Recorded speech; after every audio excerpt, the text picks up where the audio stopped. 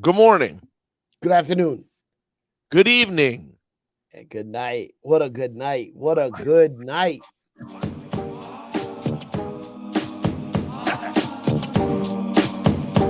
many suckers are there? Too many. Many suckers and not enough time to poke up all of them with one clip from a 9 to shoot to kill them. Semi don't care. I tried to kill, but did not. The reason I'm starting with this and if you're either listening to this now after you've like some people are just starting the podcast because they already listened to part one. That's right. They listened to that on Sunday and they're listening to this on Tuesday. Some are now, they just finished the first half on part one and now they're getting into part two. Either way, I want to say welcome. I also want to tell them. Go ahead, you want to tell them what? They got to get tickets to our live show. The tickets are selling. The tickets are moving. Oh, my God. I forgot about that. Yeah, we didn't plug it on the Sunday one. We got to plug it now. November 9th. November 9th, Juan Ep is live for the New York Comedy Festival. Now, I know Juan Ep is more of a hip-hop based podcast. But, I'm all up in that comedy world. Oh, you are? So it's a good way to introduce the podcast into the comedy world because people get a kick out of us. So you got to take it easy. You got to relax your mind, your body, your soul. Too many suckers, not enough time. Come to the show Tuesday, November 9th at the Stand Comedy Club. Get your tickets at the Stand NYC.com. New York Comedy Festival. Juan Ep is live. We got Jared Freed, Ricky Velez. It's gonna be great. Big part coming up. Oh, I use that as a hook once. Mad lion upon my microphone. One day I want to let's play some of my old beats when I used to make beats back in the day. Wait, like not good ones though? You made bad ones you're making? There was only like 3 good ones. Whatever in your history. Yeah.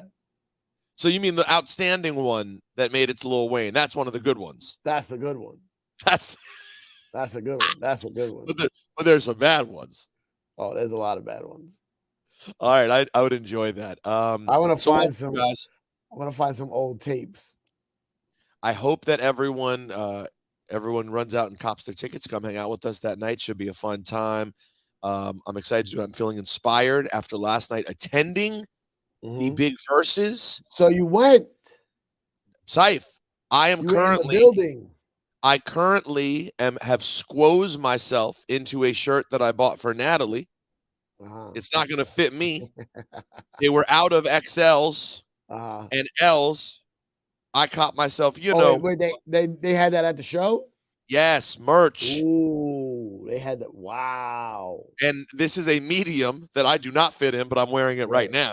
Right. It's fine. It's 2-dimension. It looks great. They took the classic KRS BDP picture, right, and put them up against the classic Kane. That's long live the Kane era picture. That is and fire. Put them up next to each other. Yeah, I got a couple different. They had a lot of long sleeve. Yeah, this is a crew neck sweat. Oh, that's a crew neck. That's a crew neck. Perfect sweat. time for the season. Yeah, I just wish this fit, but it'll fit Natalie well. So, I'm feeling extra inspired. The truth is this: I was being lazy prior to our conversation with Swizz, and when Swizz was like, "Yo, you're going to be there, right? I got you taken care of." I was like, "Man, why would I not go to this? Because I have to work from home tomorrow morning." Yeah.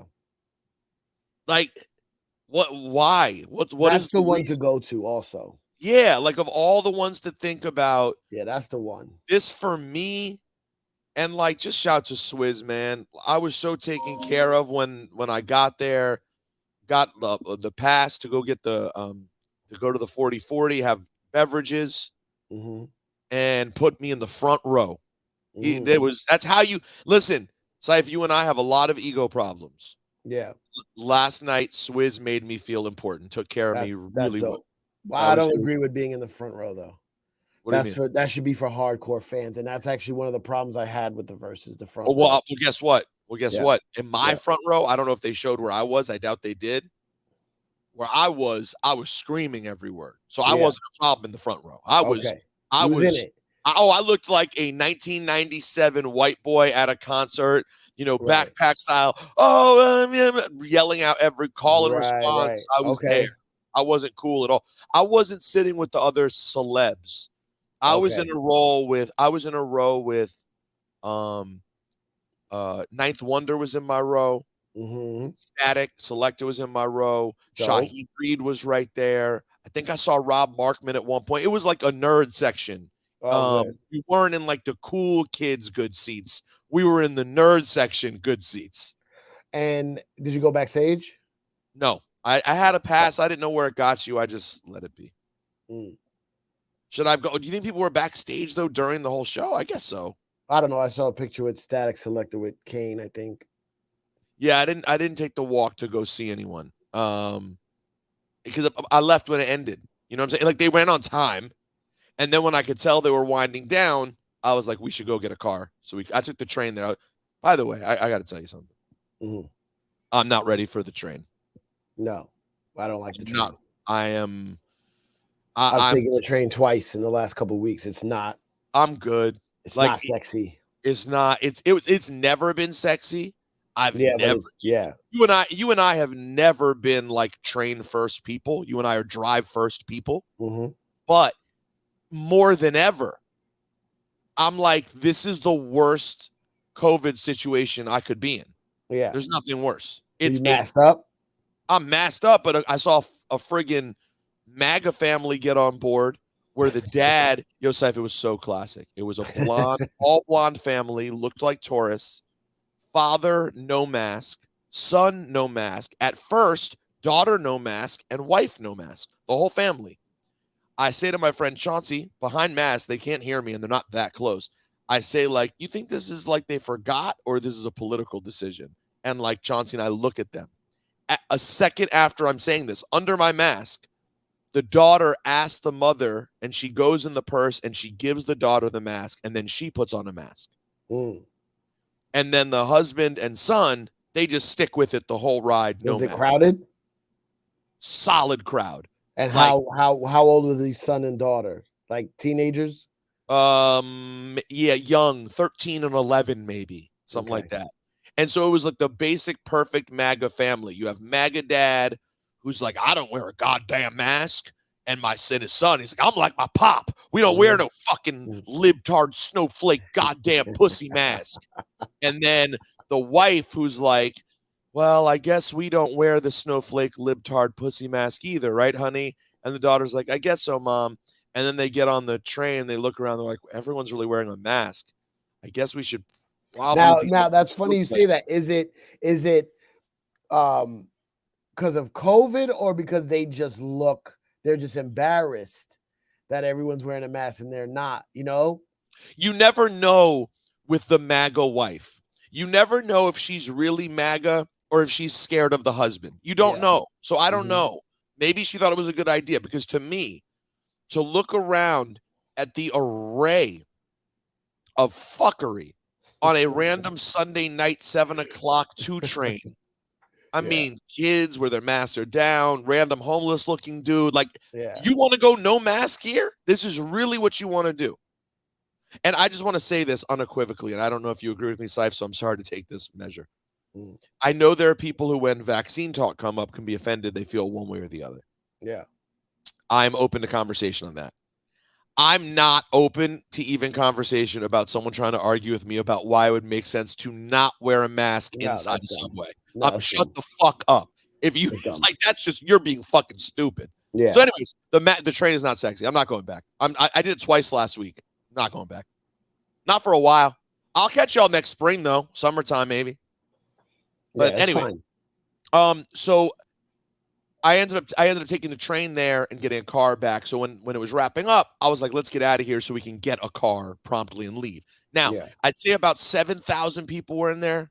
Like, it was most of the lower bowl was full, and that was basically it. But when I tell you the energy, how positive and fun the vibe was in there. You felt the vibe. Man. Fun vibe. What? How old was the crowd? Old. Oh, yeah. 50s and better, like older than 50. Nah. It wasn't like a lot of 40s. Lot of 40. A lot of 40s. A lot of 39 to 46. No 50? Oh no, I'm sure there were plenty of 50s. Okay, I'm 50. sure. I'm sure there were 50. I'm just saying I saw a lot of mid 40s. It didn't feel like I'll put it this way. When Red Alert came out on stage, Red Alert looked like the oldest person in the building. Red Alert is But then again, years old. Red Alert, let's be real. God bless Uncle Red. Red Alert has looked old since he was very young. Red Alert was old then. How old? How old is Cool DJ Red Alert? I think Flex told me when Red was popping, he was 30. Like, and that's what he was 30 in 88. Yeah. Like he got on late. You know, there wasn't a young man's game back then. You know, radio was an old man's game or older, you know. That's a great point.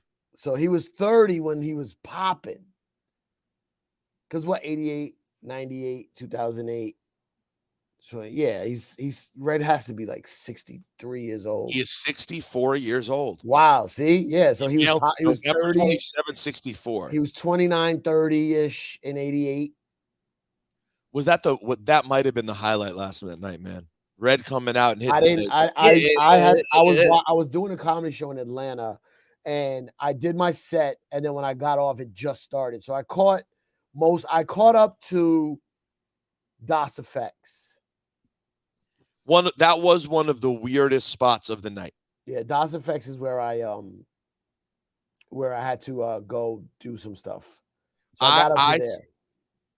Him doing Represent the Real Hip Hop featuring DOS Effects. Yeah.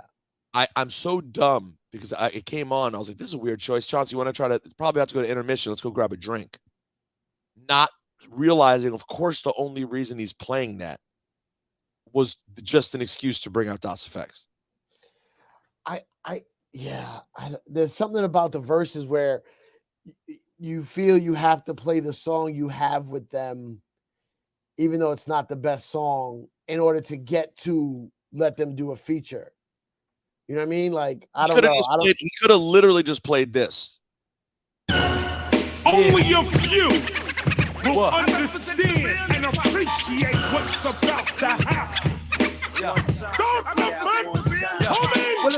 He says, DOS Effects, come in. That's all you know what I want on the verses? You know what I want on the verses? I want someone to go, nobody knows this song. This song was a flop. But I had DOS Effects on it. And I'm going to bring them out. You know what I mean? Like, that. Say that. Just admit it. Let's be truthful. Don't try to act like this was the shit. Well, listen, it was, if I recall correctly, that was the B-side. That was the B-side of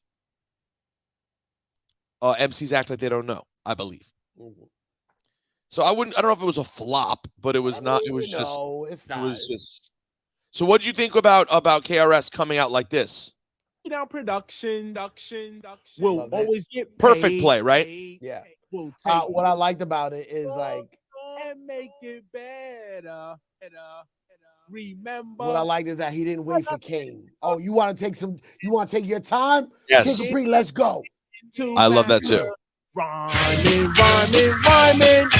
Criminal minded, you've been blinded. Looking for a style like mine, you can't. So let me say this: we speculated on a lot of things, and you guys can now go back and watch it and see the whole thing, go round for round, score it how you want, etc. I believe when you look at it, all said and done, KRS was the winner. In more narrow fashion than it could have been. I think Kane played it basically perfectly. Kane did a great job. It was way closer than I thought it would be. And mind you, I am a huge Big Daddy Kane fan. I was just looking at catalog and performance. How I've seen KRS perform many times, rips it down. I've only seen Kane perform maybe twice. Also ripped it down though. When I see Kane perform, also ripped it down. He did a really, really good job. And I also think that, KRS did not leave a ton of openings. KRS played one or two records that I was kind of like, just one or two. One of them was the What's the one he played? I'm about to tell you. There was one he played. I typed in the comments. I was like, oh no. Was it? Well, he played Part-Time Suckers. No. Which was interesting, but I wouldn't have played it. I still wouldn't have played it. But then Kane responded to that with Nice and Smooth, Pimpin' Ain't Easy, which I would never care about Pimpin' Ain't Easy, but I'm not gonna lie, Nice and Smooth crushed their coming out. It was awesome. Okay, a couple things. One, rappers tend to these records are their babies. So they play certain songs where they might have had some dope ass rhymes in a certain song, but the whole song overall is not a hit. This is where you need a DJ component to your performance, where the DJ goes, I don't know, right? Also, KRS-One played MCs Act Like They Don't Know, but didn't do the clap your hands everybody part. What's happening there? He just went doom, doom, doom. Doom. You have Kid Capri on the mic with the Kid Capri. Why are you not doing clap your hands everybody? If you know what I mean, like, yeah, that is, you know what? That's a great point by you. That one was a misstep. Also, Nice and Smooth. I don't know if there was like some confusion, but like, because Greg Nice will easily take over your show, right? And there was parts where they're like, "Nah, Greg, this is not that." Like, he started going. Let's take it back to the old school, and then like, no, son, no. I know it's so funny though. I said to Chauncey when Nice and Smooth came out for Pimpin' Ain't Easy, I'm like, listen, they're obviously not here to do Pimpin' Ain't Easy, which no one cares about. But they should have done more than just Dwick. So I said, the funny part is, what should they do? Hip Hop Junkies or Sometimes Where I'm Slow? And then Dwick comes in. I'm like, oh yeah, or Dwick. But I might have hit Nice and Smooth is just the beginning. Yeah. A couple, they should have. That takes a rehearsal.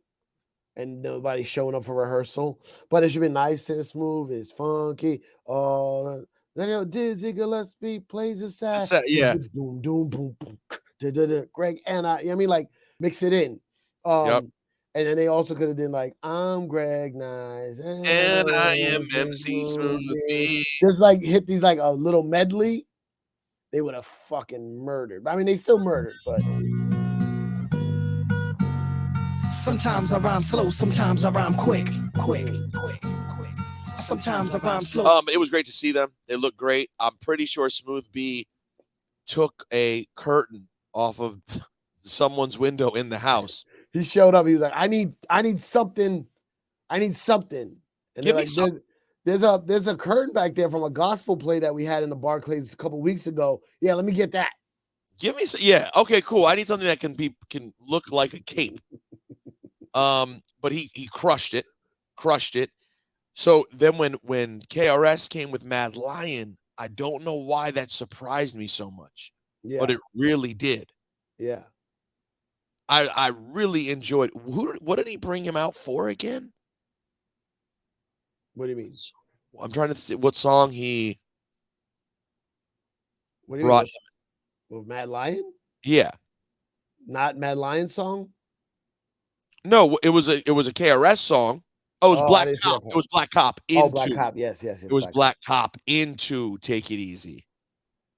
Also enjoyed in the second round, late in the show, how KRS kicked his verse from hip hop versus rap, and then when he got to how many MCs must get dissed. Oh, that's how he did it. Yeah, I missed that part. I've been seeing snippets on Instagram, but I'll tell you one thing. You were talking about, I'll play that part if people don't remember. I wonder if it's here. There we go. We have just accepted all applications and tuition will be paid on Friday.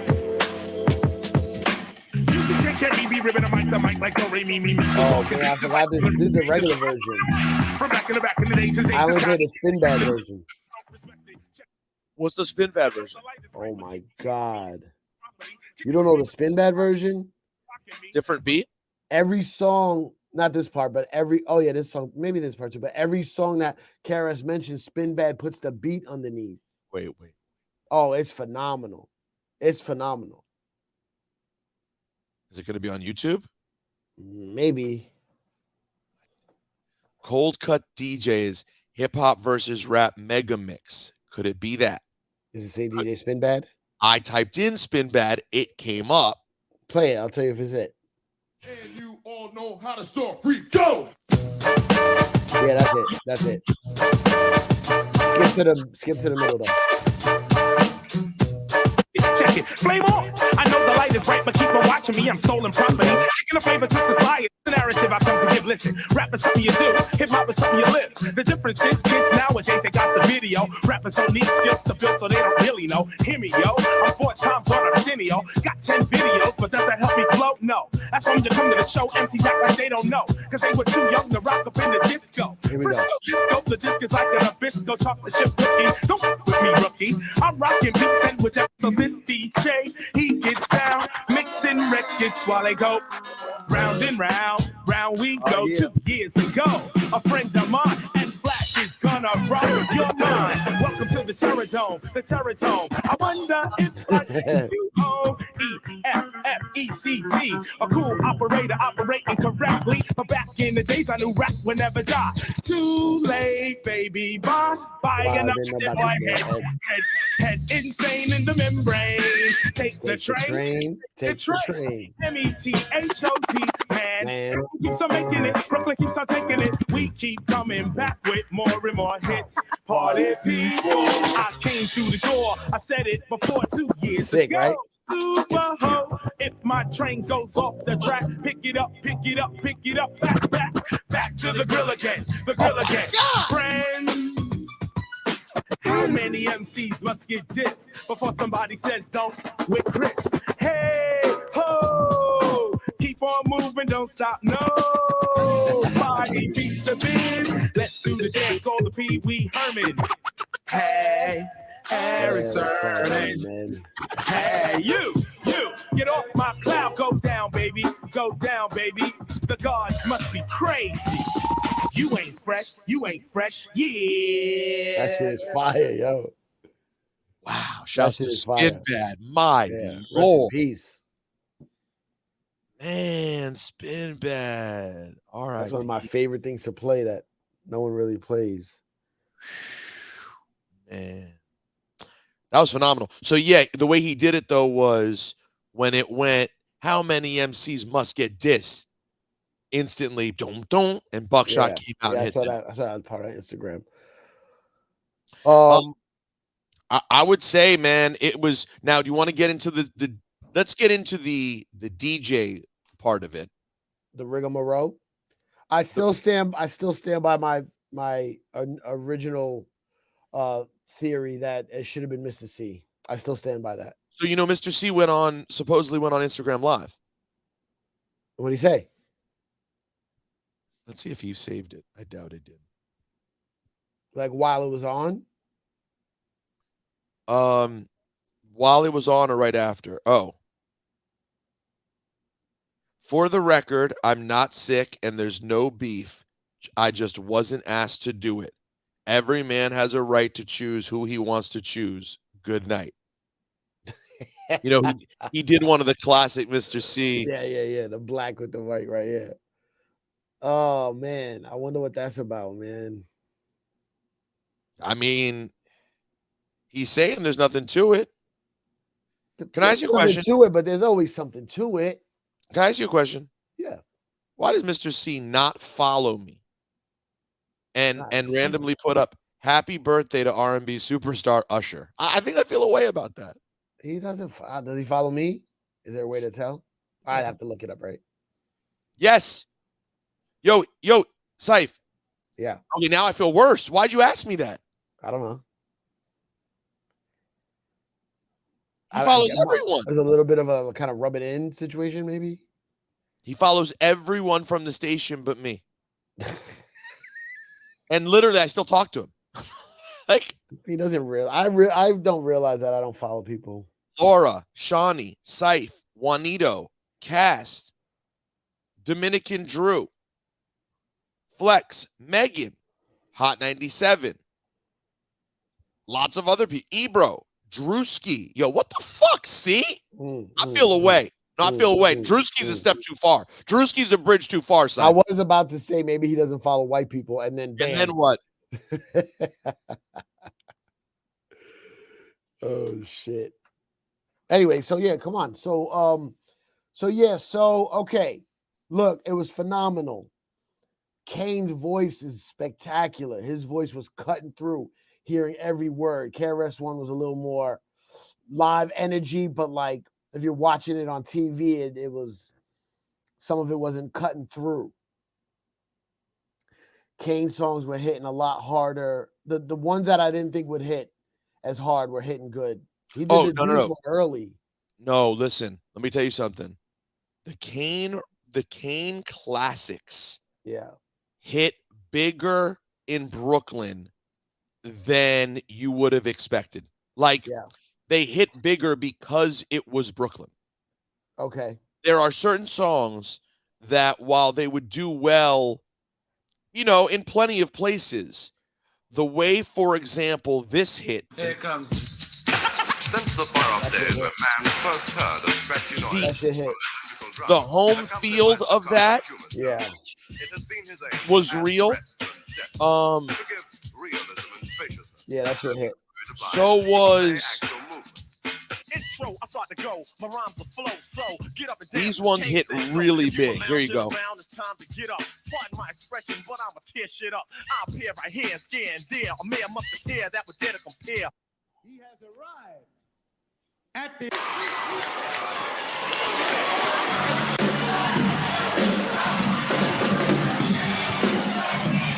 Why is this Wrath of Kane live on Spotify? Yo, what's up? Y'all ready to party or Wrath what? of Kane live is fire. Can I get a mic stand? A mic stand. Can I get a mic stand? Hey, go back. Go to mic stand.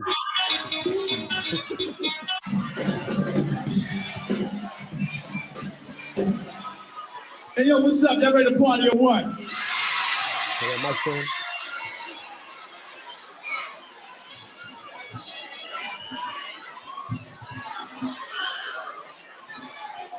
We're going to groove with this one tune for y'all.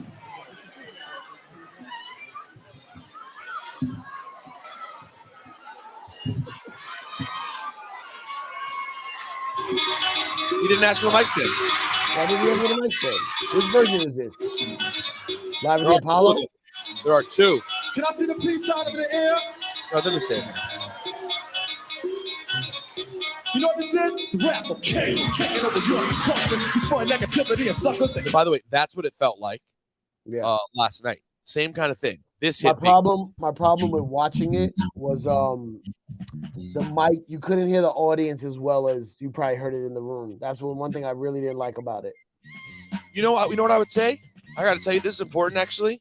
That's been throughout. They do not mic the crowd well for these. The Locks one was good. Decent. I still thought, wasn't it kind of far? Yeah, it was the best one. It was the best one. The Locks one. The reason why I like the Locks one. Though. Fat Joe and Ja Rule was not good. First of all, the Locks was in the crowd. Right. That circle that they were in was in the crowd. That's what I really liked.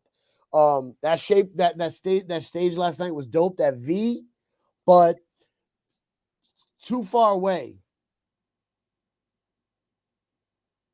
Too far away. And then you do your song. Man, I gotta talk to Swiss Beats. You do your song, and then you let the other guy do his song. So you kind of just step back to your line of the V. You know what I mean? Because like you can't go back by the DJ. It's way up the ramp. And you're kind of just standing there. These are elements that, because here's the thing. Little things that are big things. It's made perfect for if it was a Big Daddy Kane show. You know what I mean? But Verzuz is different. They're not putting the battle elements. Bro, the thing that people love about like rap battles, like the ones now, like the current rap battles where they don't even have music, is that the circle of people around them react every time they say one of those lines. You know what I'm saying? Mm-hmm. So that's a rap battle. Every time if you type in rap battles from back in the day when like Jay-Z battled DMX or or any other like park jam battle. It's like in the crowd. Yes. So the crowd reaction is what gives it that umph. Now, when the Verzuz started, it was on Instagram, so the crowd reaction was the comments, right? The crowd reaction was comments. But now that they're doing them live, they got the same old people who produce live events, Summer Jam and events at the Barclays Center, which are amazing. But for Verzuz, it should have that crowd element. Yep. And all it would take is like, I don't know what kind of miking you do it, but they either just need now, because yesterday it was set up like they were in the middle of the arena. Because they walked out onto that floor extended all the way into the middle of the arena. Right, but it's but like the DJs should have been in the bottom of the V. So you could go back to yo, hold on, do this next. Oh, so you don't have to walk all the way back. You got to walk all the way back. And also, so it's always dope when you're a hip hop DJ when you're a hip hop artist, be next to your DJ while the other person's going. You know what I mean? Yeah. But the V did look dope. There's, listen, those type of shows, there's a lot to think about. The production people are doing a lot.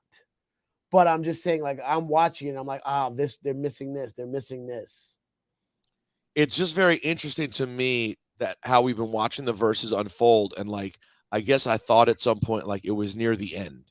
Like, I'm like, all right, we've had a lot of them now. No, this is just the beginning. This is so the beginning. Because like this now is, they're doing like I don't know the Super Cat one. We never even talked about the Super Cat thing, Icon series. So now it's like it doesn't even have to be a battle. It's just artists we have never seen in such a long time. And you can watch them do a concert from your house. Like that's and also, I mean, there's 40 years just in the hip hop space of artists to do. Like depending. Now listen, last night on Instagram, I don't know what the Triller numbers are like, but on Instagram last night, they were doing like 130,000. The Instagram numbers don't matter anymore. There's 5 different places to watch it now. Right. Fight app, Triller app. Yeah, it doesn't matter anymore. But the thing is, you can still gauge some level of interest from it. I don't, bro. Those first ones when they were hitting 1 million on Instagram, it was the only place to watch. But I'm telling you right now, the R&B people would still get way more. The real hip hop ones are always the lowest ones, though. Yeah, okay, but still, Ray and Ghost was lower. RZA and Primo was lower. The real shit is always lower. Yeah, but I will say, okay, 130,000 on IG. Let's assume they got another 350,000 people watching on the other platforms total. Mm-hmm. Matter of fact, let's not even assume that much. That's too much. That's too much credit to give. Let's just double the number. Let's call it 300,000 we're watching. Do you realize how valuable it is to have 300,000 people watching something? Like, that is still, if when you bust out like the legends who come from a time when the fan base wasn't nearly as big, and they can still give you 300,000 concurrent viewers, yo, we can get so many more of these. So many more. And one day, the temptation's going to get bigger and bigger, and the hype's going to get bigger and bigger. And guess what? One day, the Jays and the Nas's are actually going to feel left out if they don't do it. Right. They're going to be like, damn, I'm kind of whack for not doing it now. No one wants to get Dipset, though. But now you know, Dipset set the precedent. Don't slack. And by the way, Dipset survived. No, Dipset's fine. They're fine. Man, but I needed a little more. I'm sorry, I'm basing it off that Locks one, man. That Locks one was hard to beat. Like the shit talking. There was no shit talking. KRS one, there was no shit talking. There was no fucking. Nope. There was no theatrics. I need more theatrics. I mean, there was theatrics. It just wasn't shit talking theatrics. And there was some shit talking. It was just so you wanted a little more though.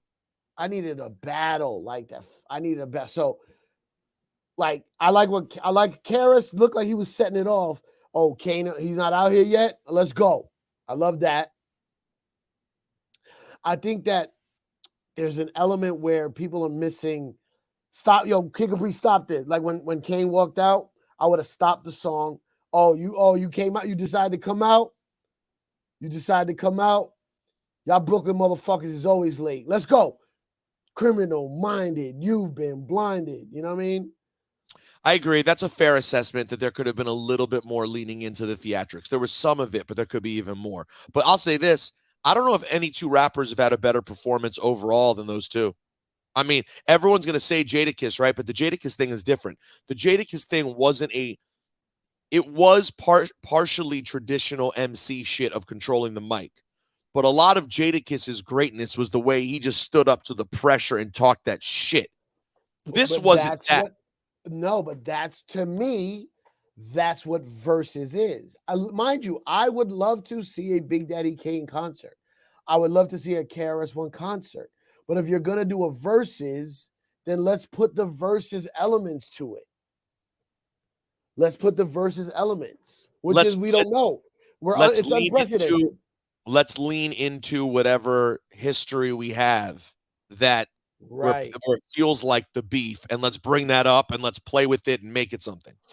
Yo, you know what? It ain't against you, Kane, but you was down with Shan. And y'all really try to play me.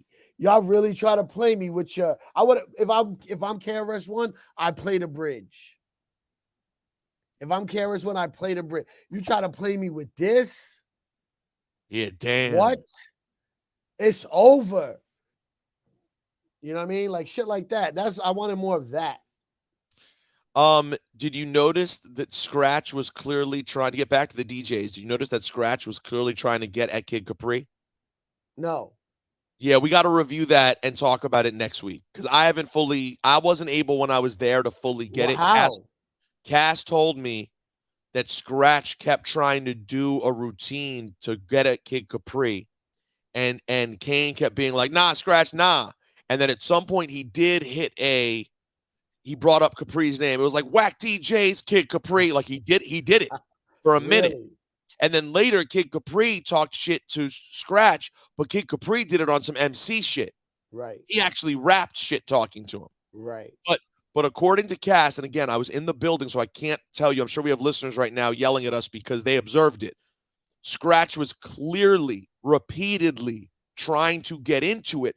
And Cass reminded me that they had feuded a bit last year over Capri thinking it was whack that DJs were going on Instagram and asking people to hit them up on Cash App and shit. Oh. So they had something going on there. I didn't know that. I saw some comments out there making the point. People were saying like, damn, it should have been D Nice for KRS-One and Mister Cee for Big Daddy Kane. D Nice hasn't been with him for so long. No, D Nice is not that kind of DJ. Yeah, no, but he'd wear a hat. He would have a hat. He would have had a hat. But that would have been complicated because then him and Kane would have been wearing the same hat on different teams. That's why D Nice, they said he couldn't do it. They said, no, only one fedora, sir, and it's going to be Kane if we're picking fedoras. What if I wear a top hat? No, I'm sorry. But yeah, but Kane started with the Biz thing. I didn't expect that. And he didn't do anything extra. He just did Just Rhyming with Biz. But it did ring off starting with that, though. It did ring off. It did ring. It did ring off. But still, I needed more. I'm sorry. But so are you generally happy with it? How would you generally grade the whole thing? Yes. Overall, I hate the term now. We're like, hip hop won. We all won. Yeah. Right. No. You still want a winner. You still want it's still that. Hip hop won. But no, I'm being critical because we're doing a fucking nerd podcast about it. It was awesome. I wish I was there. I would have loved it.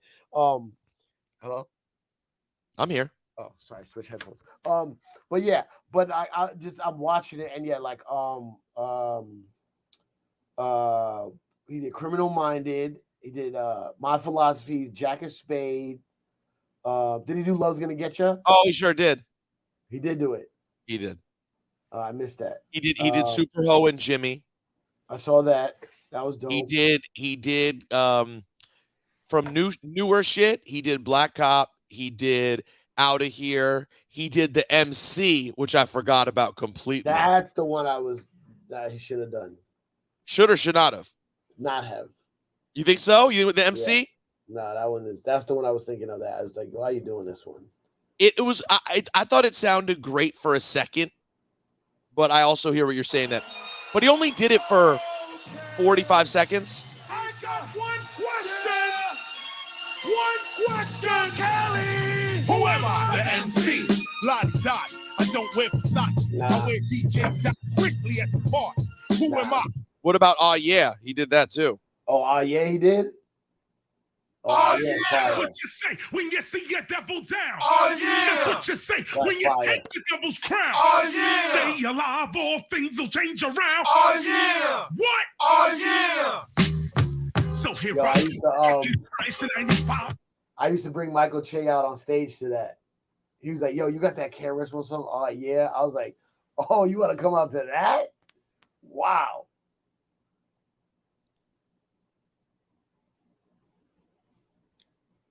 And what did Kane do? Any left field joints? Did he do Big L? By the way, this is hilarious. Yes, he did. Yes, he did. I said to C, yo, why am I the only person from Hot 97 you don't follow? C said, this is so good. You probably don't remember, but I was following you. But when I left Hot, you stopped following me. I texted you and asked why you stopped following me. And your reply was, quote, that I post up too many flyers. I never took it personal. I just reciprocated and stopped following you as well. Once again, nothing personal, but that's what happened. No cap. I do remember that. I do remember that. By the way, and you know what I said to him? I wrote, LOL, that sounds like me.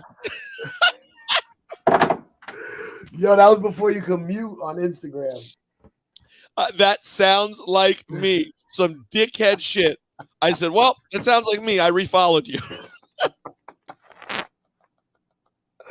I will unfollow people who post too many flyers. But now you're right. We could call him. Ask him if we could call him. Hold on. I'm doing Juan Ep with Cipha right now. Can we call you? Or are you not trying to talk?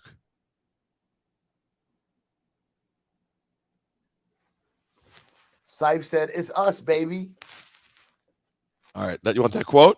Yeah. Cipha said, it's us, baby. Cipha says, quote, it's us, baby. Man. So Kane did do Platinum Plus. Okay. He made a huge mistake. What was that? He played Enough Respect second. It sounded great. He gave no juice setup at all. Right, no juice. I did a movie. Y'all may have seen it. It was starring the late great Tupac Shakur. Yeah. It was starring a young brother named Omar Epps. The movie's called I'd ask if they let me, can I show a video clip? I would ask for as much as you possibly can. Why not? Because it's different than a concert. It's theatrics. It's verses. He didn't say nothing about fucking Madonna. Okay, C says to call him. Here we go. Yeah. Oh yeah.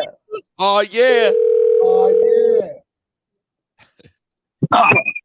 Rosenberg. Rosenwater? You don't remember? I used to always you probably don't remember this. No, what was it? But you know, I used to always call you Rosenrager or Rosensacker because I don't know if you remember the movie Major League. Yeah. You ever saw that movie Major League? Of course, I saw Major League. What am I, an animal? And remember it was the pitcher. The pitcher was Rutabaga, but one of the players always, or the manager always called him the wrong name. That's funny. So I always used to do that with you. In high school, people used to call me Rosenpenis because of the movie Fletch. Now, see, we have two major issues to talk about with you. Number one. Hold on. Let me say hello to C. Oh, go ahead, say hello. Who the fuck is that? Lou? That's Lou the comedian? That's me. Exactly. Louis the comedian. Bro, Louis the comedian. before we even start, I love you, my brother. So happy for you.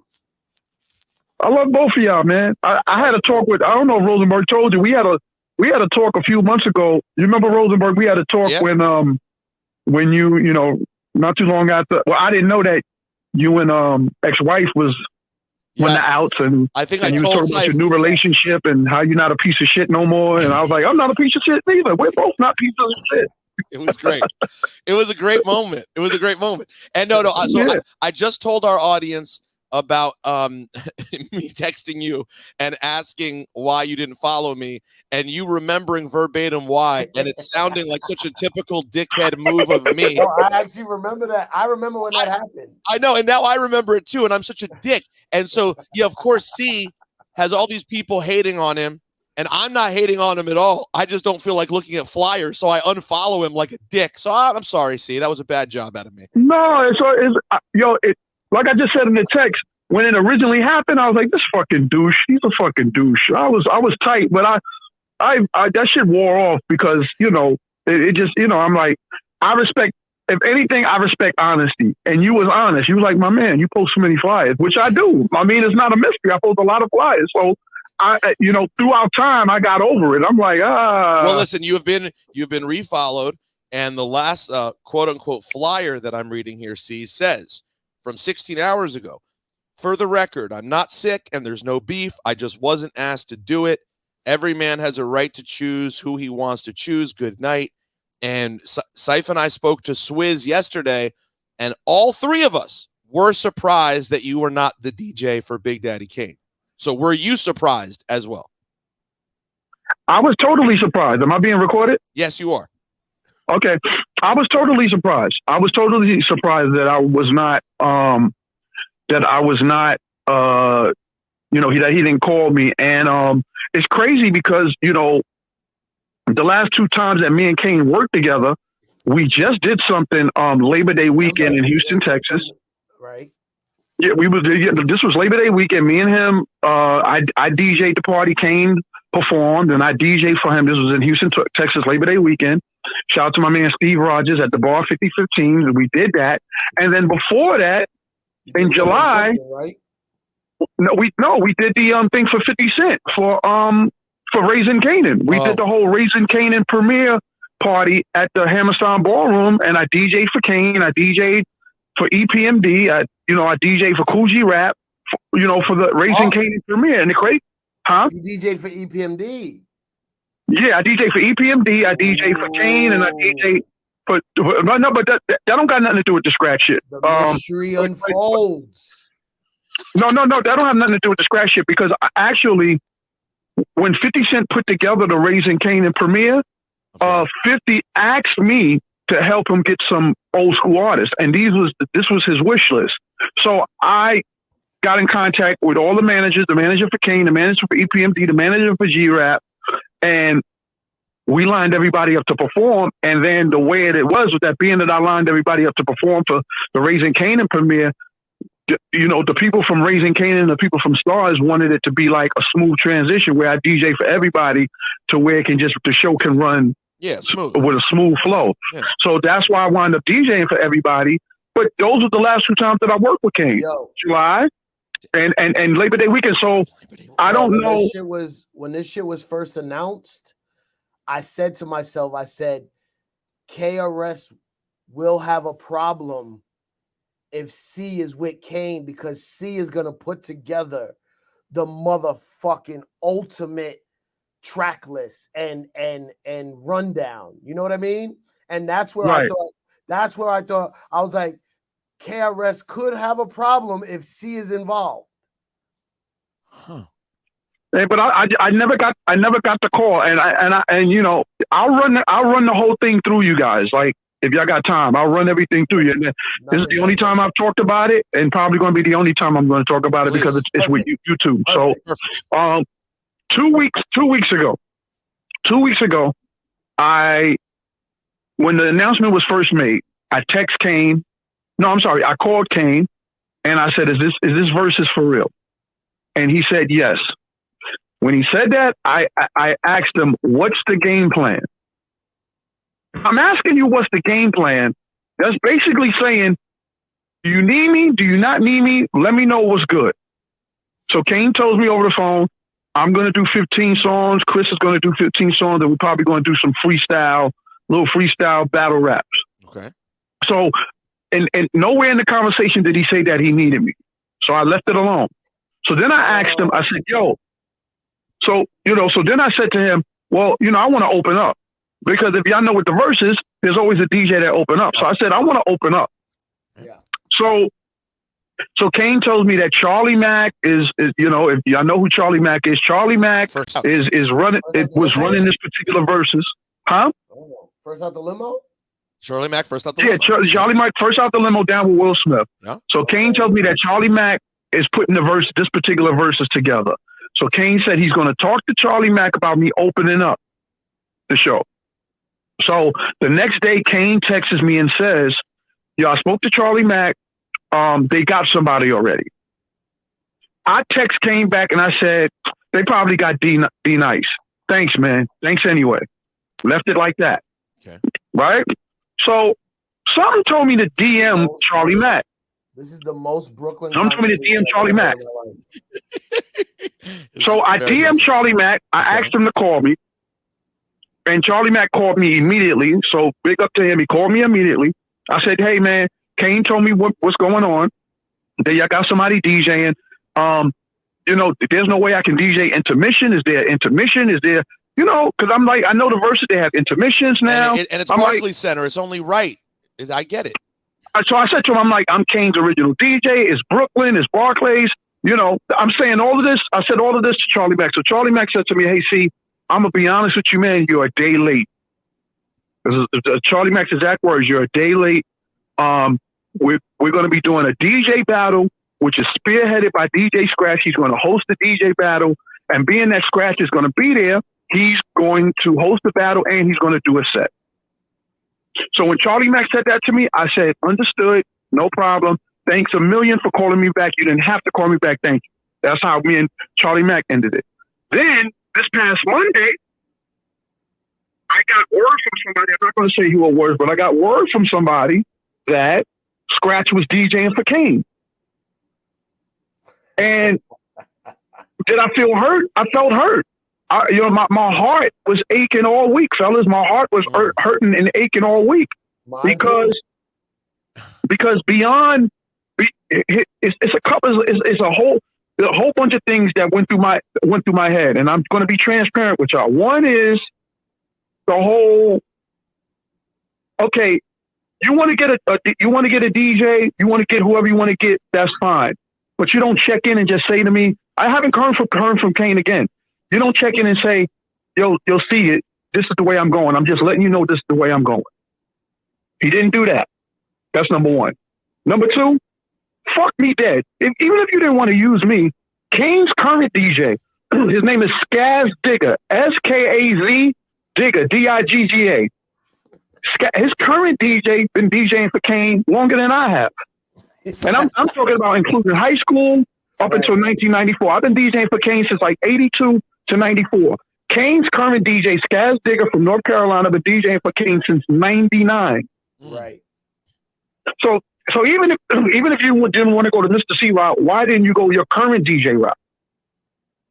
These are all the things that's been in my mind all week. First of all, that sucks, and I can see why this would make yesterday that much more annoying. Because on this show, see, all Cipha and I talk about every week. We talk about the things that make us feel slighted and sad, and so you picked the right show, bro. Yeah, you picked the right show, bro. This all we do is talk about that. So I feel. See, you know what? I went live yesterday for an hour or so, and I'm gonna tell y'all fellas, this shit has been burning me up all week. Like my heart was hurt to the core all week. Yeah, I feel you. But the one thing I did not want to do, I said, I'm gonna go live and just see what the temperature is. So I went live last night, but I'm like, I'm not going to bring up the real shit because I didn't want to come off like I'm bitter. Right. Especially coming right after the verses, I didn't want to come off as a bitter. But now it's a day after verses. It's day, whenever y'all gonna run this or whenever this is gonna happen. Now it's days after verses, so now all bets is off. And also, I don't think you sound bitter. I think you sound honest. My problem is not my problem, but just looking at it as an outsider, Verzuz is all about the nostalgia. Verzuz is all about the we wish we could have seen this back in the day, but technology didn't exist the way it does today. And you want to bring out Nice and Smooth and Mad Lion, and even Kid Capri makes more sense for KRS-One because they got songs together, and and KRS-One is on Heal Yourself. You know what I'm saying? And then they always had that Bronx connection. But I really was expecting that Mr. Cee. So I mean, I don't know.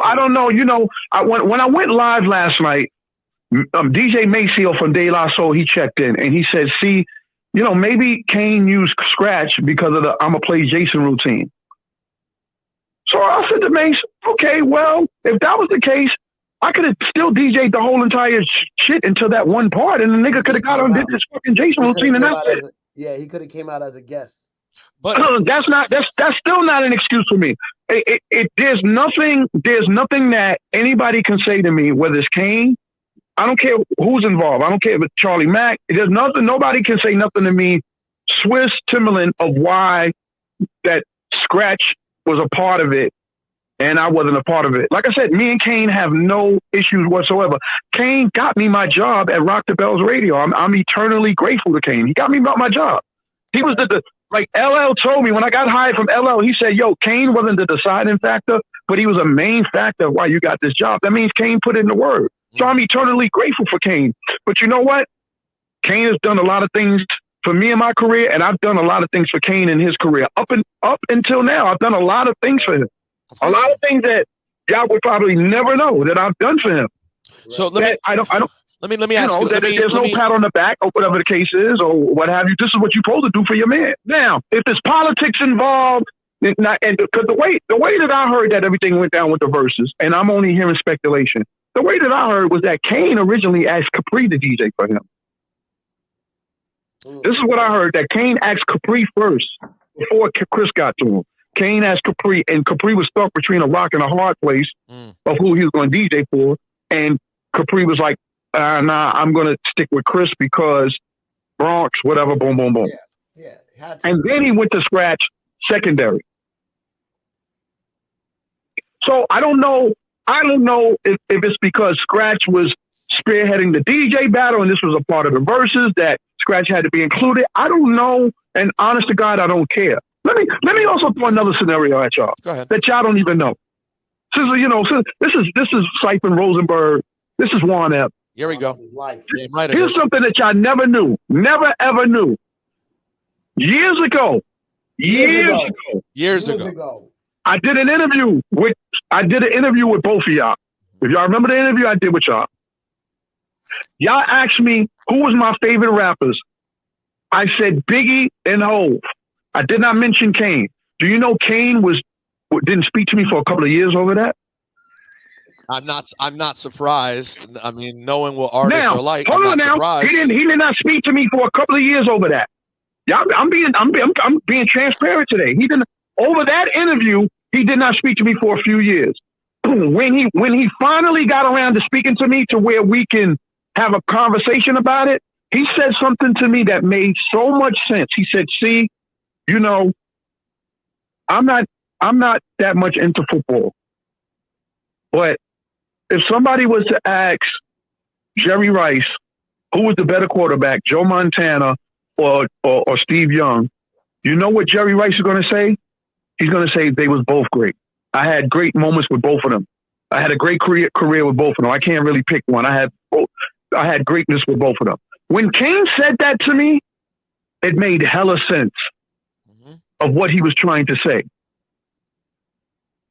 You know what I mean? As far as me making that comment about Hov and Big, it's like, my nigga, I'm before both of them. Kane didn't say that in the conversation, but he used that Joe Montana, Steve Young, Jerry Rice analogy. And ever since he did that, when I talk great ones, I always include them. And that is a fair point. And I hope that coming out of this, you and Kane can have another conversation about what transpired. And you know what? And I'm sure we can, because at the end of the day, fellas, I'm going to always love Kane. Like this doesn't make me stop loving Kane. It don't make me. The history that we've known each other since high school. This is not a thing where I hate your guts and I'm never going to speak to you again. Not on my side. That's not how I feel. I'm deeply hurt and I'm upset. And he got some, it's fucking, I love Lucy. He got some explaining to do. He got some fucking explaining to do. That's all. Well, listen, we hope that, I hope that this helps you, at least just getting this off your chest and having the conversation. It was certainly informative for us, but we love you, C, and we missed you yesterday too. We said it to Swizz. Why is Mr. C not there? So we felt the same way. Hip hop noticed. Can I just say on a Verzuz hip hop level, what would you have done differently? There's a couple of things I would have done differently last night. So first and foremost, with Smooth Operator, I would have put Smooth Operator up against Love's Gonna Get You. If KRS-One is going to do Love's Gonna Get You, then that's the open lane for Kane to be like, my nigga, you don't know nothing about love. You want to know something about love? This is love. And I would have put on Smooth Operator. Yes. There was a couple of times where the positioning of records was wrong in the battle. You know what I'm saying? That was one main thing. Even with Shantae, hold on, let me finish. Even with Shantae, you bring out Shantae, but I would have brought Shantae out, and Shantae would have had to do that verse from Have a Nice Day, where she shits on KRS-One in her last verse. Now, KRS-One, your name sounds like a radio station. Y'all remember that verse. Yep. I would have had Shawnee do that verse. Why bring Shawnee out? She's not going to do the verse dissing Chris. And that song, by the way, and that song so hot. Straight up did the Bridge Is Over. Right. Exactly. They already did. The Bridge Is Over happened, and Have a Nice Day. Just the beat, all of it would have hit so hard, more so than what they did, which had but going straight to the verse of that verse where she shits on KRS. That's the verse right there. Smooth Operator. When he does Smooth Operator, see Kane, when he did Smooth Operator, he did it like he was doing a show, right? Like he does his show. But the key part of Smooth Operator is, now girls step up to this. That's the key part with that impeach the president. That's the key part. So the girl step up to this would have had to play, and then with it being impeach the president, I would have got into an ill freestyle, subliminally dissing Chris, into that girl step up to this. There's little things like that I could have told Kane what, how and how, what and how we could have did things, and it just wasn't done. It wasn't done. I agree wholeheartedly. This is why I was like, this is why I knew KRS-One would have a problem if you were there, because I learned everything I said about this on Juan Ep so far, and my whole DJ career is based on shit like that you've taught me. Like, always put that extra element, tie it in, connect it, make it fucking make it fit theatrically. You know what I mean? Right. And then the other thing too is like, and listen, man, this is no offense to Scratch, but Scratch, as a person that DJ for EPMD, when you DJing for a rapper, you got to fall back. You have to fall back. Now, y'all remember the part when Scratch wanted to get into the battle with Capri and KRS had to shut him down. I was like, yo, this ain't about the DJ. This is about me and Kane. So to me, and there was some times when Kane had to even slow Scratch down a little bit. And it's like, bro, you're not Jordan today. You're Pippen. Chill out. Yeah. See, I got to jump on the air on ESPN. I love you. We love you for coming on and telling us the real. We appreciate you, man. I love y'all too. And tag me, with, I don't know. I know y'all want to put mad stuff up. Just tag me with everything so I can see it. Gotcha. I'll send it all to you. I see. All right, man. All right, trouble. Later. All right. Peace. All right.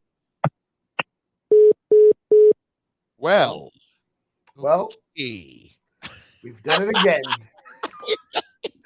We've done it again. And no part of me thought we were going there. No way. What he just talked about, like how the things he would have changed about the battle, that's why I called him. Right. I wanted to go, hey, is everything good? Yeah, I don't know what happened. Or I talked to him, I couldn't do it. Or it's weird. Anyways, I gotta go. We love you guys, and we so appreciate everyone who's been supporting. And gosh darn it, if we're not giving you reasons to sign up for Patreon these days, I don't know what reasons are. November 9th, Juan Ep is live. And Billy June thinks, of course, that part of this episode should go up on Patreon, but I don't think so. I think everyone needs this. Nah, this is for the streets. This is for the streets. Let that live. So, but listen, so we're not going to put this on Patreon. We'll do something else next week for Patreon. So go show us some love on Patreon anyway. We wanted to leave this up. Sign up anyway. Thank you so much. And Patreon people who already signed up, we'll give you your money's worth again next week. But yeah, we'll see y'all November 9th. Cipha, I got to go. Bye. Cipha Sounds, Peter Rosenberg, Juan Ep is life. Shut the fuck up, Billy June.